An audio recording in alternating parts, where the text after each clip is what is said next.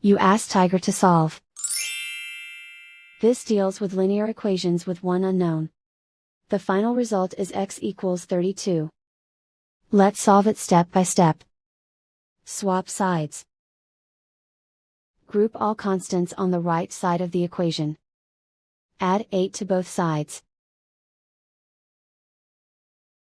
Simplify the arithmetic.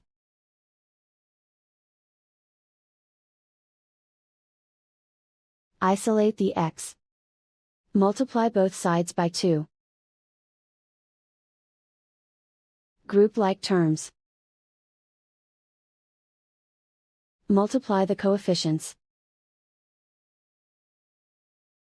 Simplify the fraction.